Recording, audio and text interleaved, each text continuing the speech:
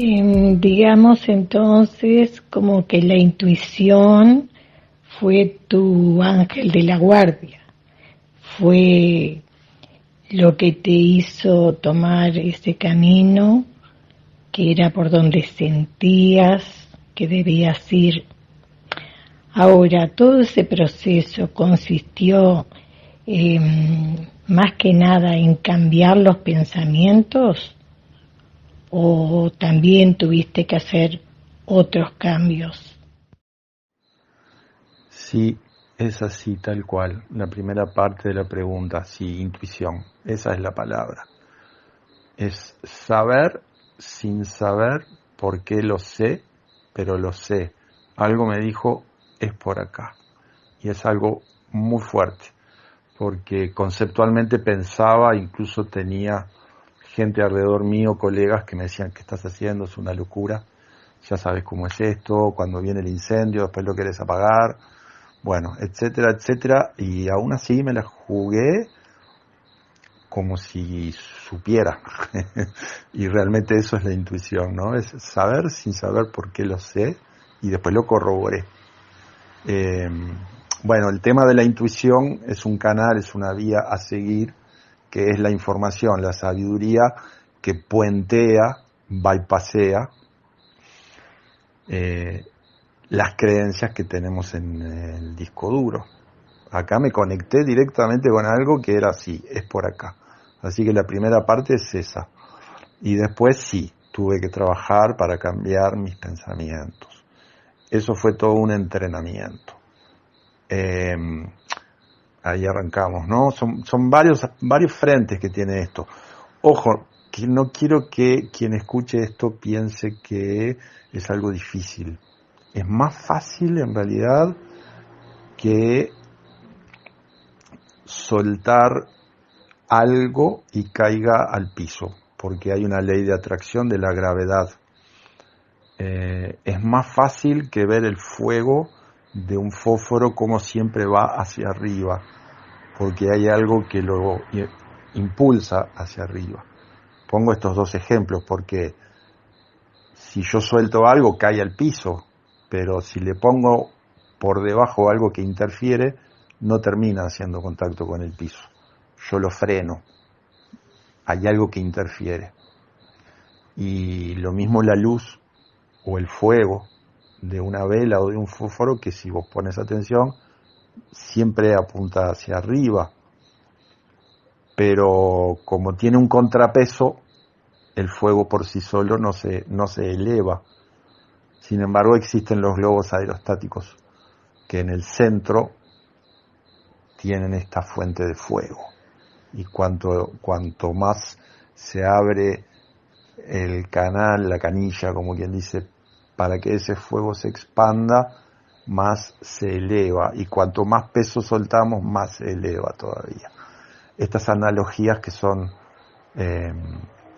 paralelismos que no son por casualidad. Entonces, sí tuve que trabajar para estas dos cosas.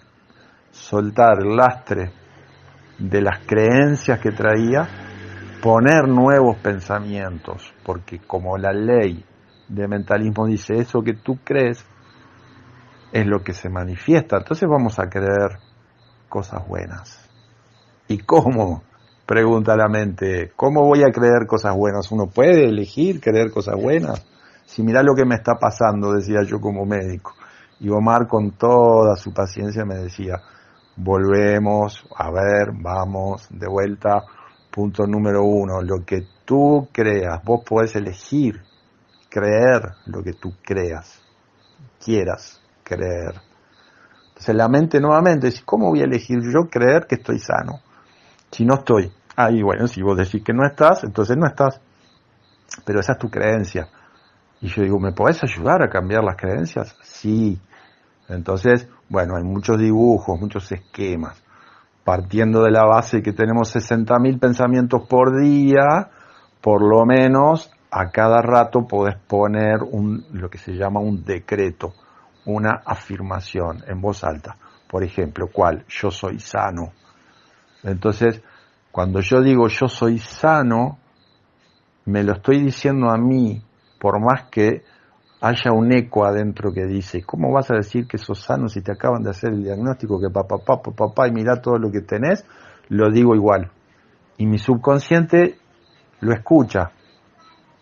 Entonces hay una balanza de 2 platos, y en uno de los platos hay pesas que dicen enfermedad, negatividad, todo mal, crónico, incurable, todo eso de un plato de la balanza, enfermedad, todo eso ahí. Y del otro plato de la balanza le empiezo a poner pesas todos los días. Hay que mantener un ritmo, hay que decirlo, es un decreto, es una afirmación. Y cuanto más lo crea, y eso se va expandiendo con el tiempo, cuanto más firme lo haga, yo soy sano, hasta con el tono. Y claro, al principio era que no me lo creía ni yo. Pero bueno, ahí fue que empecé a poner pesas junto con otro tipo de trabajos, ¿no? Que implicaban no solo cambiar la creencia que está en el subconsciente, hay muchas metodologías para esto, la visualización, poner imágenes viéndome a mí sano, es lo que veo, es lo que visualizo, es lo que digo, cambiar el speech al hablar con la gente. La gente me preguntaba, che, ¿vos estás enfermo? No, yo estoy trabajando con un tema mío de salud, me estoy curando. Así, o sea que mi subconsciente lo que escuchaba de mí todo el tiempo es me estoy curando, yo soy sano, ya soy sano, y además me visualizaba, y ese es todo un tema, la visualización creativa. Me tenía que visualizar sano, al principio no podía verme sano, y Omar me decía, podés cerrar los ojos, imagínate un árbol, me lo imaginaba. Ahora imagínate que al lado del árbol hay una persona, me imaginaba la persona. Imagínate ahora que estás tú al lado del árbol, me imaginaba a mí. Imagínate ahora que estás sano corriendo por la playa, y no podía. Entonces me decía, pero ¿cómo es esto?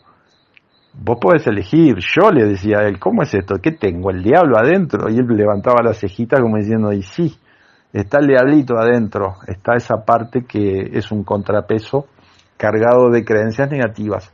Pero no me peleo, él siempre me decía, no te pelees con esa parte, al contrario, amala, no la niegues porque existe, no la rechaces porque se genera un conflicto, no la interpretes porque si no le vas a poner un calificativo según las creencias que tenés en tu mente. Amala, abrazala con amor y empezá a encauzarla ahora hacia donde vos querés encauzarla. ¿Y hacia dónde? Hacia la salud. Entonces le pongo imágenes de salud, me veo a mí sano, y lo más importante es que tengo que lograr disfrutarlo internamente como que eso que estoy viendo es verdad. Y creérmelo y disfrutarlo con un sentimiento positivo. Eso baja al subconsciente y luego en mi mundo se materializa. Parece muy científico, muy sofisticado y hasta difícil, pero es muy sencillo. Yo cierro los ojos, me imagino comida, no hay comida, pero mi cerebro no lo distingue. Me imagino comida y mis glándulas salivales segregan saliva, reaccionan a lo que estoy visualizando. Entonces, en vez de poner comida, me veo a mí sano, corriendo por la playa, vigoroso, en perfecto estado de salud, y se mueve todo lo que se tiene que mover dentro del organismo para que eso se manifieste a nivel físico. Entonces sí que tuve que aprender. Es una reeducación. Lo que pienso y lo que digo, y lo que siento y lo que hago. Me tengo que alinear con lo que sí quiero. Y ese es un trabajo de reeducar a mi mente. Ejemplo, no estoy muy de acuerdo con esto de andar a caballo porque amo a los animales, de hecho soy vegano, pero es un ejemplo. Me subo a un caballo, lo llevo yo al caballo, pero el caballo de repente en un momento quiere ir para determinado camino, se quiere ir para las casas, como dice el dicho, y resulta que yo no quiero ir para ahí. Entonces, ¿quién manda? ¿Manda el caballo o mando yo? ¿Manda mi yo inferior, manda mi mente o mando yo? No, acá mando yo. Entonces es un trabajo de alinear mi mente para que se cargue, enfoque hacia donde es el objetivo. Realmente me impacta tu relato, me parece divino todo lo que te pasó y cómo tuviste la voluntad y esa intuición que te llevó a seguir adelante, porque yo pienso, nunca me ha pasado de estar frente a una enfermedad, pero pienso que como ser humano te debe aflorar el miedo, la inseguridad, la incertidumbre, y cómo esa intuición pudo más que todo eso y pudiste salir adelante. La verdad que es una maravilla. Hola Yoli, buen día. Bueno, estaba repasando los audios, lo que estamos intercambiando. Solo para redondear lo último que me decís, la palabra miedo, entre todas las palabras que usaste, es la que más se me hace figura. Sí, miedo, miedo, miedo, miedo. Mi mente todo el tiempo proyectándome avejentado, deteriorado, muriendo mal, porque lamentablemente he visto a personas en el hospital, personas que los veía incluso en policlínica o los veía en sala, se iban, hacían empujes, volvían al tiempo, obviamente tomando la medicación, y fallecían en un estado no deseable, pasándola mal. No a todos los vi a unos cuantos en el hospital. Y claro, eso se me repetía en la cabeza y yo le decía a mis amigos, hablando un poco en broma, ¿no? Porque claro, se me hizo la noche y yo decía, ¿cómo me puede estar pasando esto a mí? Yo siempre estuve del otro lado del mostrador, ayudando a la gente, leyendo los libros, haciendo diagnóstico, recetando, dispensando un tratamiento, hablando de... Y ahora estaba el profesor hablándome a mí, y cuando redondeó la idea acerca de lo que él entendía, este profesor grado 5, especializado en inmunología. Yo no menciono, son personas que además ya no creo que estén en este plano, porque hace más de 20 años de esto y tenían su edad ya, capaz que sí, ojalá y que estén sanitos, pero en ese momento no los menciono por una cuestión de respeto, de no involucrarlos, ¿no? Pero digo, personas con las cuales me siento muy agradecido y con las cuales aprendí mucho, porque además 2 de ellos fueron profesores míos. Otro era profesor, pero tuve la consulta, pero no fui alumno de él. Y cuando esta última consulta con este profesor me explicó, me dijo cuál era el diagnóstico de la enfermedad, con nombre y apellido, enfermedad de Behçet, me la explicó, me la desarrolló, y justo se viene a dar, era una película para mí, yo no lo podía creer, todo muy pintoresco, pero oscuro, ¿no?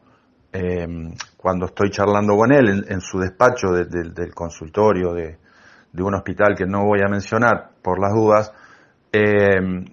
lo llaman por teléfono y me señala, después de hablar de la enfermedad de Behçet, me señala un libro que había arriba de la mesa, me abre así y justo era un libro de un especialista o de una persona de un médico, ¿no? Que se dedicaba, era alguien que él estudiaba, incluso estaba en inglés. Y empiezo a leer, y cuando empiezo a leer los efectos, la evolución y el pronóstico, digo yo que me quedé blanco, no me vi a mí mismo, ¿no? Pero se me hizo la noche, se detuvo el tiempo, sentí mucho miedo, sentí mucho pánico, negación, no podía creerlo, decir, no, esto no me puede estar pasando a mí, no, yo por acá no quiero ir, yo esto no lo quiero.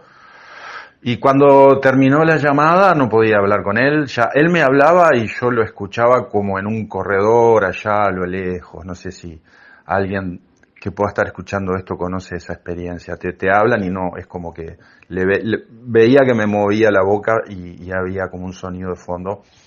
quedé en shock. Me fui a mi casa, lloré, dije no me puede estar pasando esto. Lo llamé por teléfono porque muy amablemente él me dio su celular, me dijo estamos en contacto, hacemos el tratamiento, lo empezamos cuando vos quieras, quédate tranquilo. Prednisona, Inmuran, colchicina, de por vida. Y cuando lo llamo y le cuento y le digo, profe, estuve hasta ahora mal, llorando, quedé impactado, quedé en shock. Y él estaba en consulta, me atendió porque vio que era yo y me dice, no, pero vos tenés que quedarte tranquilo ahora, tenés que estar contento, tenés el diagnóstico y existe un tratamiento. Y yo era como que no podía decirle a él, no le dije a él, pero para adentro mío yo decía, pero yo sé que este tratamiento es un tratamiento paliativo. Y con todos los efectos secundarios que esta medicación trae a lo largo del tiempo y que yo he visto. Sí, en la balanza uno dice, bueno, tenés una mejor calidad de vida, frena, ¿no? Porque claro, son inmunodepresores. La medicación disminuye la potencialidad de las defensas del organismo para que estos soldaditos que están, esta organización de defensa del organismo, están para atacar al enemigo, ahora se volvieron locos y atacan al colágeno del cuerpo. Es como que están adentro del cuartel y empiezan a atacar las paredes y las calles y toda la circulación, porque el colágeno está en los vasos sanguíneos, en los capilares, sobre todo. Entonces los capilares se inflaman, hay inflamación, y los capilares que llegan a los órganos y afecta a los órganos. Bueno, todo esto es la fisiopatología que en algún momento de mi vida tuve que estudiarla y hasta rendir examen. Me estaba pasando a mí ahora y yo era el del libro. Y yo digo, no, esto yo no lo quiero para mí. Entonces sí, miedo. Pero bien, como tú decís, el ángel de la guarda, el ser de luz en mí, el angelito en mí, la presencia de Dios yo soy en mí, la esencia que yo soy, en ese momento se activó. Y es como que fue un contraste muy grande. Porque a ese miedo vino la respuesta interior de no me voy a quedar con esto, no lo acepto, esto no. Después yo nunca me metí a estudiar esto así como, no es el enfoque terapéutico que yo tengo como psicoterapeuta, porque es esto lo que hago, ¿no? Que hay etapas de cuando a alguien se le hace un diagnóstico, eso está todo estudiado. Sí, bueno, la primera etapa es la de negación. Y yo dije, lo bien que hice. Después a mí mismo me decía, sí, la primera etapa es de negación. Uno tiene como el automático de decir, no, esto no lo quiero, esto no. Lo bien que hice, porque dije no a esto. Y me mantuve en el no. Claro, después venía la contrapartida, esa voz, ese eco, que la parte que te iba a decir, que yo le decía a mis amigos en broma, yo me despierto de mañana, me despertaba de mañana todos los días, y tenía el diablo sentadito ahí al lado de la cama tomando mate, y lo primero que me decía era, mira, te quiero recordar que tenés una enfermedad autoinmune, que va al deterioro, que la evolución. Bueno, en fin, me empezaba a hablar de todo eso. Obviamente que yo lo decía en broma, el diablito estaba dentro mío, y cuando me despertaba se activaba y era lo primero que me venía. Y era como, viste, cuando querés que algo no sea y te dormís, y después te despertás y decís, ay, no, es verdad. Bueno, miedo. Y el miedo es ignorancia. Y redondeo para que no se haga muy largo este audio. El miedo es ignorancia. ¿Por qué? Tengo miedo porque creo que voy a perder algo. Tengo miedo porque creo que va a pasar algo. Es como el niño que tiene miedo del cuco. De hecho, así me llevaron mucho tiempo en mi niñez. Quienes me querían que yo me portara bien porque si no venía el cuco, y resulta que el cuco no existía. Y yo sentía miedo. Un día, lo cuento como anécdota, mi mamá me dijo, mirá que está el cuco acá en el ropero. Era un placar. ¿Para qué? Me vino un ataque de llanto, me cerró la puerta y se fue, porque se ve que yo no sé qué era lo que estaba haciendo. No había manera de consolarme. Vino, prendió la luz, abrió el placar, sacó todo, como diciéndome, no, nada que ver, te dije eso, y yo no, era muy chiquito, ¿no? Y resulta que el cuco no existía. Entonces, ¿qué vengo a reflexionar y cuál es el cabo que ato acá con esto? Que la enfermedad no existe. Entonces, si yo creo que la enfermedad existe, la padezco. Si yo creo que el cuco existe, lo padezco. Si creo que el mal existe, lo padezco. Y la gente podrá decir, pero ¿cómo? Mirá lo que pasa en el mundo, mirá lo que pasa en la vida de las personas. Eso pasa porque yo lo creo. De crear, también de creer, pasan a ser sinónimos.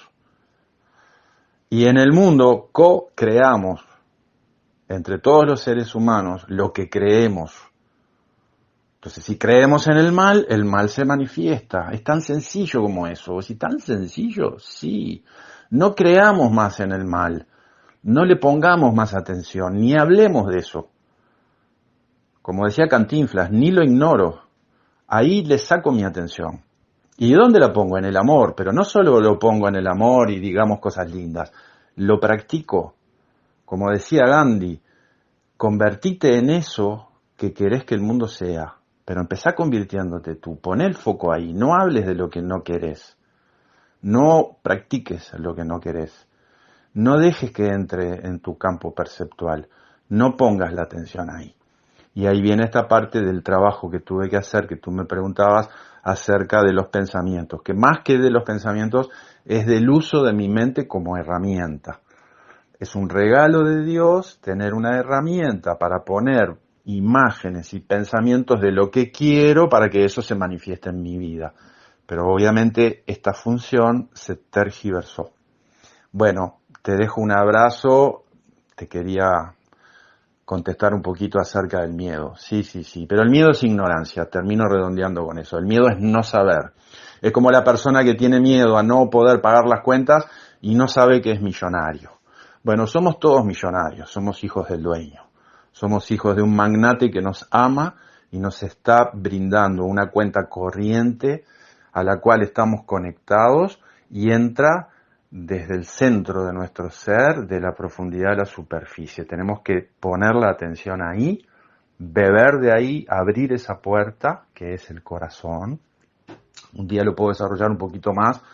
No es en forma romántica que lo digo, ni poética, es literalmente. Es una vía a través de la cual entra la vida y junto con la vida todas las virtudes que Dios nos provee. De hecho, estamos hechos de la misma esencia que esa fuente.